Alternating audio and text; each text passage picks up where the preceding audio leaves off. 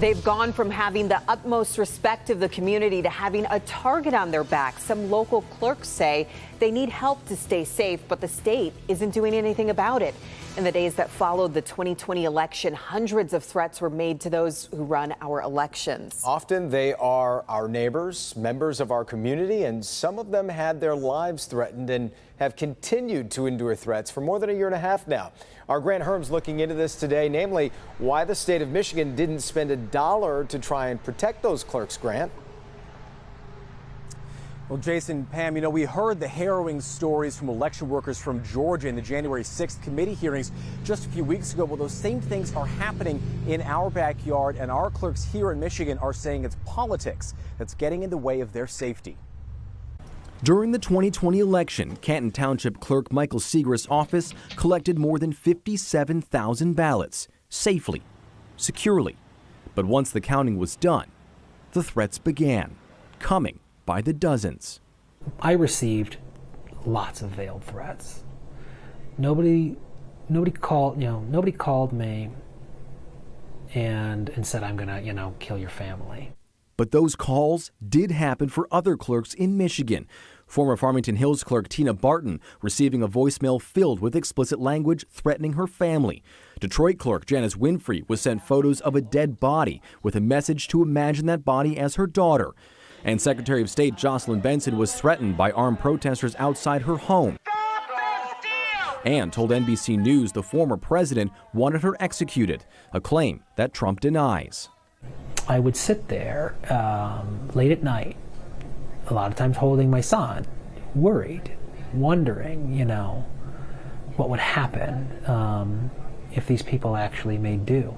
So much so that Segrist bought a gun and began to wonder about who may be lurking at the end of the street. I would walk my neighborhood and look at the vehicles on the street, try to get an idea if anybody was stalking my house, was following me to and from work. Eventually, Segrist worked to fortify his office, bringing in federal agencies to see just how safe things actually were. They looked at everything, the placement of cameras, door locks, anti-ramming devices, and panic buttons. They installed bulletproof glass and even changed where the trash cans had been placed in case someone left a bomb to kill those counting votes. That's nuts. That's insane. Because armed protesters show up, and I don't know if it's somebody who really likes the Second Amendment or if it's somebody who decides I stole the election and wants to put a bullet in my head. And still, some clerks like Madison Heights clerk Cheryl Rotman are worried even after the worst threats of 2020. There may be more to come. And now it's starting to get ramped up again. I haven't received anything recently, so hopefully that'll maintain that way, but I'm not optimistic.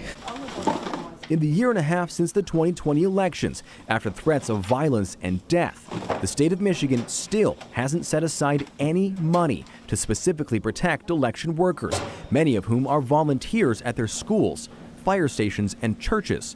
So we went to the top, Secretary of State Jocelyn Benson, to ask why. The state legislature has allocated no funding for securing and protecting the security of our election workers.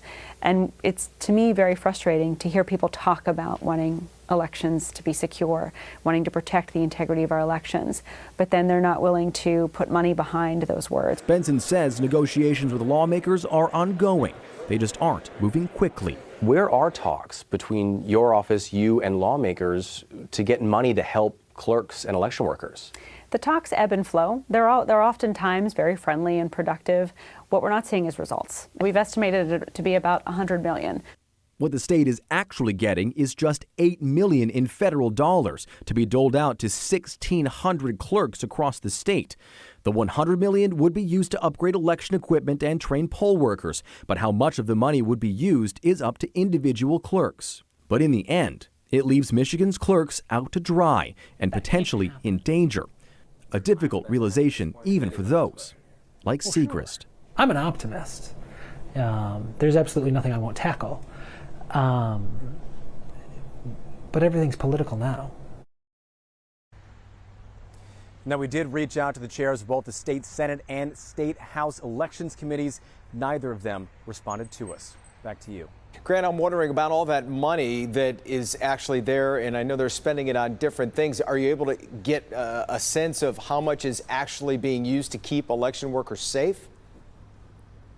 Well, that's the thing here, is that the state has a $9 billion surplus plus billions more left over in American Rescue Plan money. So in all of that, you're talking about $100 million, which in the end isn't even that much money. It's left a lot of clerks saying, what are we waiting for with just weeks away from the August primary? Jason, back to you. Yeah, so there's money. Grant, we appreciate it.